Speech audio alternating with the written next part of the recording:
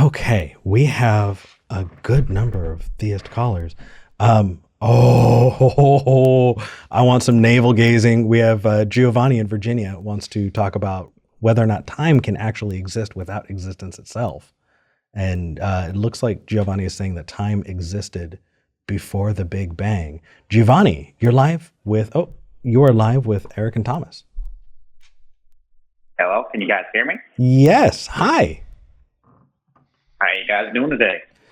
Doing well. Happy that you called in. So you want to talk about whether or not time can exist, with or without existence. First off, I kind of want to lay the groundwork. Why is this an important thing to talk about? Why is this valuable or interesting? Well, I just think it's because of how debatable it is and how there's really not a concrete answer.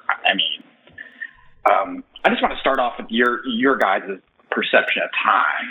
Sure. Like, what do you consider time to start at? Well, before we dive in, I do kind of just want to connect this a little bit more. Giovanni, are you a believer? Are you a religious person? Does that influence your worldview? No, I have to base it off the facts. Okay, so I can't just. No worries. I didn't mean to interrupt. I'm just reaching back to when I was a believer, and I thought that before the universe came into being, however it came into being, if it came into being, that there was a God that was just kind of hanging out in a dark room, standing upon the surface of the waters and created everything. And in other calls in the past, people who wanted to talk about this, I've often taken the stance that without time, there is no causation. And so if time stopped, or if there was not time before the Big Bang, if that was the case, then it would be impossible for anything, including a God, to have causally done something, you know what I mean? Like, so that. Basically time is a series of cause and effect. Yeah. And without time, you could not cause a thing to come into existence. And so that was one of the places that I butted up against whether or not a God existed. So it sounds like you're saying that time can exist when nothing else can. Why? Because I believe time doesn't deal with the abstract of the foundation we were built in. I feel like it deals with how we. I don't really think time exists in a literal sense. I feel like it's a thing that we made up. I disagree. There was a time when I agreed with you, but here's the thing. Time is relative, that is absolutely understood, but the way that we interact with it is reliable enough. We can talk about time's impact on energy and on matter. And because of that, I think that time is something that exists intrinsically, maybe not as a physical ontological object, but Giovanni, it is maybe a property. Giovanni, do you believe in the existence of space-time? That space-time is an aspect of our universe that can be warped, that we travel through? I don't think it can be warped. I don't think it can be warped I feel like we're talking about two different perceptions of time, basically. Okay. Well, because and maybe I should refine this a little bit, but when you look at special relativity and you look at how time, when in the presence of massive amounts of gravity, that time itself moves slower, and you see how large gravitational objects can warp space itself. It can warp light around objects. And also it can adjust time. And when you move quicker through space, you move slower through time. Like these are all things that have been tested and that have been verified. And so to me, when I hear about time as just something that we make up, it's like, well, it's something that we define based off of our perception and our experience, but it's definitely something. It's something that we not only experience, but that we're able to measure and that we're able to calculate and stuff. Ooh, what if we say that we interact with time as a tool? Would that work? I would say you would have to have a physical reading for time itself. You can't give me a physical diagram. You can only tell me what it is. That's the thing. Well, but as a tool, maybe we can interact with it, like in the same way that we interact with math, right? Does math exist ontologically, right? Is there a place where you can take me to the number one? No. It exists as an adjective, right? I can look at Thomas, and one of the qualities of Thomas is that there's one of him. In the same way that he's wearing a blue shirt, there's one Thomas next to me. And we could maybe interact with time that way. Yes, but I can do that by giving you a ruler and showing you the measurements. Okay. So that's physical thing. Okay. That is a physical thing. I don't believe that you can believe you can give me that for time. Well, when you say physical, do you mean material? Like, do you mean that it has something I can hold? Yes, something has I can mass? hold in my hand. Yes. So I mean, are there things though in the universe like radiation or light, like photons, that you can't hold? They don't have mass, and yet they can still have physical existence. Like they exist in this natural reality. I believe there's science. Because there's science, we know it exists. We have scientific readings that it's actually there. We can actually test it. Yeah. So okay. Well, let me wrap this back into the call. So why do you think that time can exist without a universe, or maybe we didn't get the call notes correctly? Like what is your thesis here? Because it has an abstract how it goes. Like you cannot tell me that time just wasn't there before time started. Like it had to have a viewpoint where it came infinite. Like it came very infinitely in the universe, just like the universe. Like where is the universe end? It doesn't end. What's at the end of the universe? There's nothing. It keeps going. Like how is that possible? Well, so I kind of want to push back and challenge you here, because there are a lot of times that what we take for granted, some of these V knows the word, and I never heuristics. Heuristics, right? It sounds like you're using heuristics that you use throughout the rest of your life, and that's understandable. But I want to challenge whether or not that's appropriate, because we're evolved apes. We're not able to conceive of large numbers. That doesn't mean that large numbers can't exist. It just means that over a certain, amount, we're just not able to really conceive of it. And so when you say, I can't conceive of it, what that is that's actually an informal fallacy.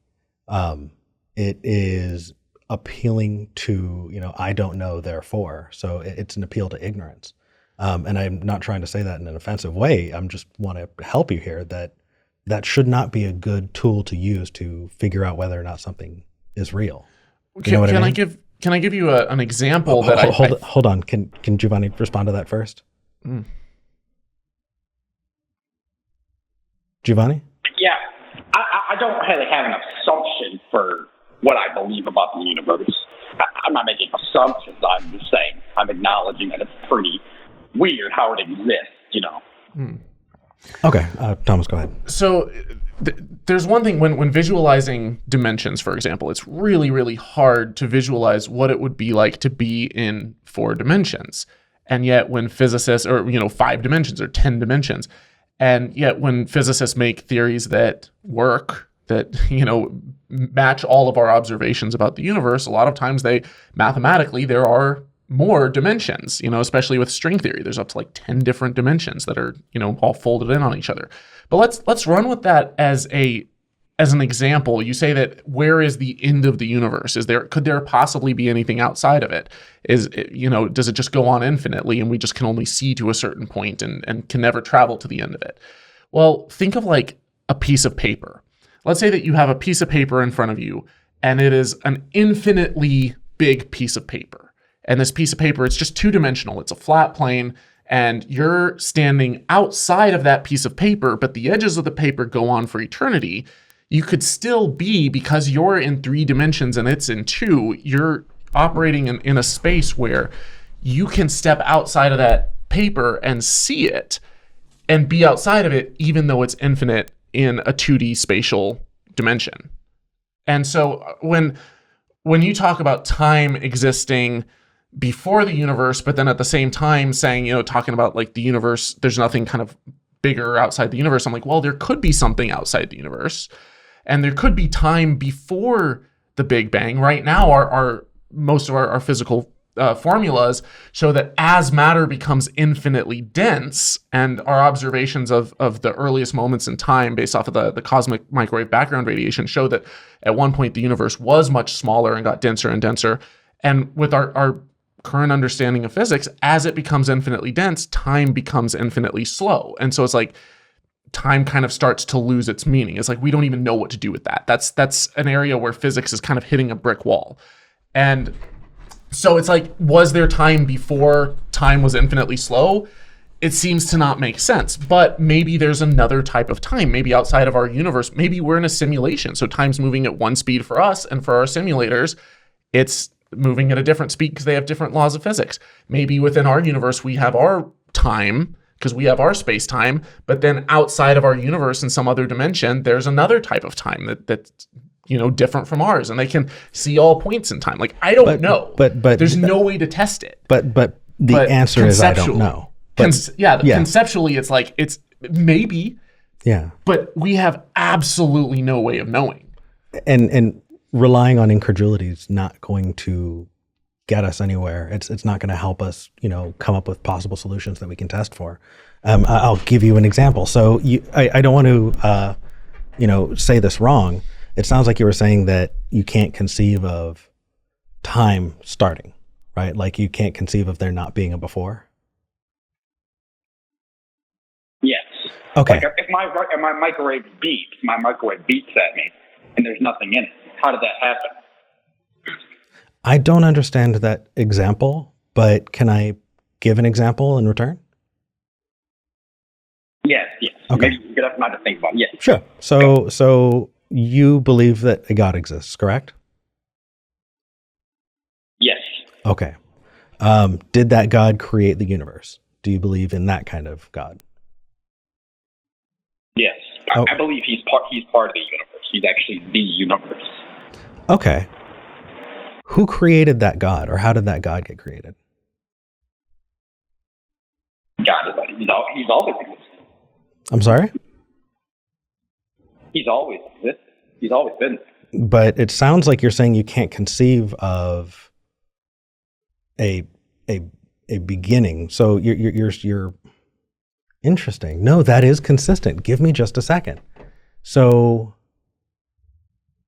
you're saying that time has always existed and a God has always existed. So there's no beginning to a God. Oh, there's a beginning. It's very supernatural. It's very complex. There's a lot at play there. We don't understand everything, but it's just interesting because I feel like if we explored it, there would be some inconsistencies that I would want to pick at. I'm just the kind of person that picks at the sweater, and and I will, if I find a if I find a loose thread, I will pull it until I undo the entire sweater. That is just the nature of Eric. Giovanni, have you called before? You have a very familiar voice. Have I called before? Not Eric. No? Okay. Do you? What's going on? You sound there's a something prickling at the back of my mind that makes you just sound familiar. But either way, some people just sound familiar. Yeah, some people just sound familiar. I mean, that's just fine. I don't know where else we can go with this, but Giovanni or Thomas, is there anything else you wanted to add?